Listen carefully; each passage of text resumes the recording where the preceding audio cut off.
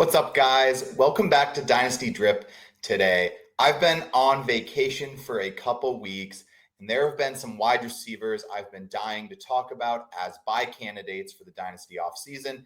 Once again, I'm Sam. Welcome to Dynasty Trip, and let's get into today's video. First guy I want to talk about is Rashee Rice. Now, I think for me, Rashee Rice, it's really not as complex as people are wanting to make it. Last time we had a dip on Rashee Rice due to basically the same exact legal issue we're talking about now. His value went down as we worked up to not being as concerned about the legal issue because it's dynasty and not redraft. His value just went back up. And if you had bought when he was low, sold, or held when he was high, you would have made a very good profit for your dynasty team. And to me, we're in the same exact situation right now. His value has dipped a little bit because of the news of maybe a suspension this year. And for me, it's like as soon as either we get the news about the suspension and it's not that bad, or even if he does have the suspension and we live through it, his value will probably rise again after it. So for me, buy the dip on Rashee Rice. It's going to be worth it in the long haul for a dynasty player. My trade idea here I have is, can we move Jalen Waddle? You know, someone who actually has risen up a little bit, I think maybe due to the Tyreek Hill news, John O. Smith being moved. I mean, I like Waddle, talked about him as a sell, though I just don't really know how much upward mobility he has. Can I add on Brashard Smith, you know, a training camp darling, should you call him, a guy who might work in, but I'm willing to take the risk if I can up tier into Rashee Rice from Jalen Waddle, basically for me. Next player we're going to talk about here is going to be Chris Godwin. Now, I'm recommending trading Cam Skattebo for Chris Godwin straight up. What I like about this trade is I just think Chris Godwin's value is being a little depressed due to some more training camp news, right? He might start on the pup. Maybe he comes back a little slow. But for me, Chris Godwin actually had a decent season when he returned from his ACL tear. Now, he did technically have a worse season than he was averaging the year before. He still finished as like a wide receiver too, though. So for me, Chris Godwin going wide receiver 30-something, early 40s right now, basically. And Chris Godwin showed immense ceiling last year with Baker Mayfield. Yes, they added Ibuka, but for me, I'm very comfortable trading away Skattebo, who I like him. You know, I think he was worthy of a second-round dynasty pick. But if I could turn a second-round pick into Chris Godwin, I would do that basically every single time. So I really don't think it's any difference once you connect a name to that second-round pick. For me, I just think Tracy's being a little undervalued. Maybe Skattebo's being a little overvalued. So I'm happy to move him. I just think that backfield could get a little messy. Tracy's not a bad player. Now, he may not be an elite workhorse running back, but he's not going to go away. He had a pretty good season for a late round rookie last year.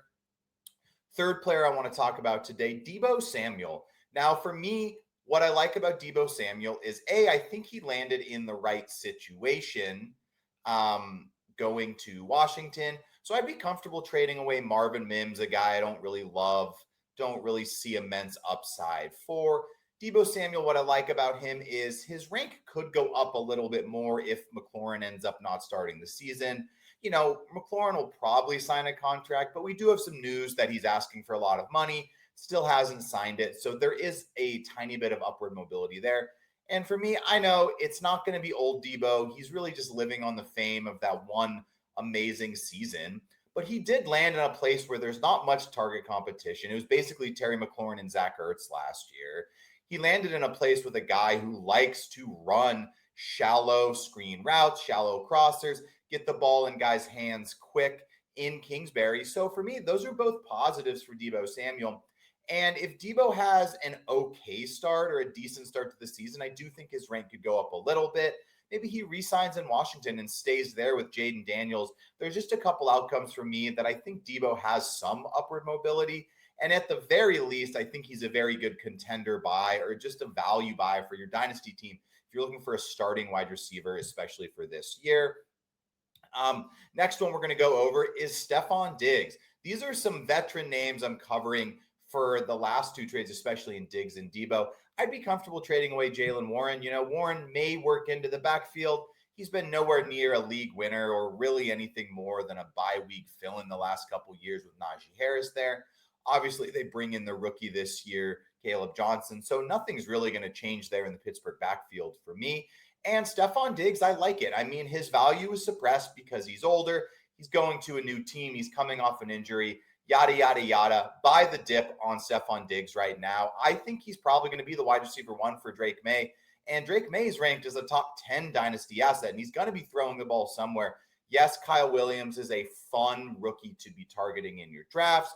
Travion Henderson could be awesome, but Diggs is probably going to be the leading target getter there in New England. And for that role, he's just going too low. Whether you're looking for a guy to buy now and sell high at the trade deadline to a contender, or you're just looking for wide receiver depth similar to Deebo Samuel, I would probably take Diggs over Deebo due to the fact I think Diggs has ability to be the wide receiver one on his team, where Deebo's not going to be the wide receiver one unless McLaurin holds out or something. But for me, just a good veteran buy for your team that I think you could do one of two things. Like I said, buy now, sell him at the trade deadline, or just play him. Before we get into the last player for the day, if you guys are new to the channel or you've been watching a bunch, please make sure to hit like, hit subscribe. We are grinding to get to 1,000 subs. I would love to get there by the time the season starts. So if you appreciate the content and want your dynasty team to get better, make sure to subscribe. Hit the notification bell if you want to get notified when videos get dropped to beat your league mates to some of these buys. But let's get into the last player and the last trade of the day. I'm suggesting targeting Pat Bryant, willing to trade away Najee Harris, the one-eyed guy on the Chargers now. I don't know, man. A lot of these guys I'm talking about buying and selling kind of have to do with some news things. I don't like what's happening with Najee here. I think they may be downplaying his injury a little bit. Omarion Hampton obviously is going to be the guy anyway. We're just kind of waiting for that to happen. So if you can trade away Najee for a guy that has some upside to maybe be the wide receiver two in Denver behind Courtland Sutton, to me, it's not going to be Marvin Mims, which is why I'm suggesting Pat Bryant. Obviously, they have Harvey and Dobbins. I think they're going to run the ball a good amount.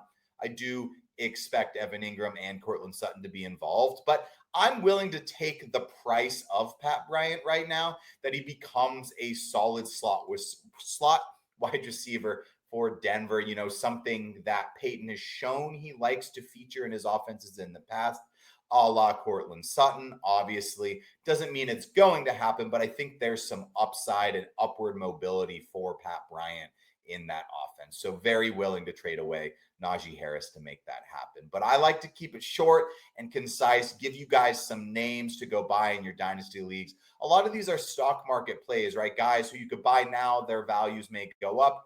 At that point, you can decide to keep them or sell them away for a profit. But thank you guys for coming to Dynasty Drip. Really appreciate you having here. Hit like, hit subscribe. If you have any trade questions, shoot me a comment below. I also will have a Discord attached. We have a lot of trade advice there. We were able to get a league together, find some other Dynasty addicts. Make sure to follow that below. But thank you guys and take it easy this week.